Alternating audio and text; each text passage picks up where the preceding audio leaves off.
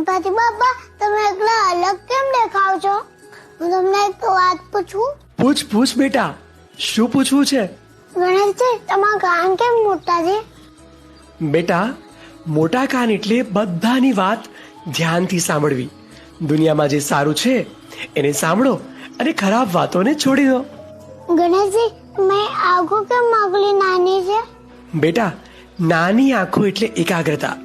જે કામ કરીએ તે સંપૂર્ણ ધ્યાન સાથે કરીએ, બાકી બધું ભૂલી જવું. તમારી સૂંઢ એકલી કેમ મોટી છે?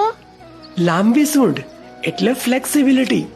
જીવનમાં પરિસ્થિતિ પ્રમાણે બદલાવ લાવવો, નાની મોટી દરેક વસ્તુ પહોંચવા માટે સક્ષમ થવું.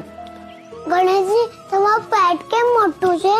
બેટા, મોટું પેટ એટલે સહનશીલતા. જે મુશ્કેલી આવે એને શાંતિથી સહન કરીને આગળ વધવું. ગણેશજી, એમાં એક જ દાંત કેમ રાખ્યો છે? બેટા, એક દાંત એટલે ત્યાગ. જીવનમાં સાચી વસ્તુ માટે ક્યારેક આપણે થોડું છોડી પણ દેવું પડે. અરે વાહ, હવે સમજાયું. તમે તો અમને જીવન જીવવાનો સાચો રસ્તો બતાવ્યો છે. હા બેટા, જ્ઞાન એટલે શક્તિ. એના પરથી જ તને સુખ, શાંતિ અને પ્રેમ મળશે અને આખું વિશ્વ તને તારા કામ માટે ઓળખશે. Thank Download ShareChat.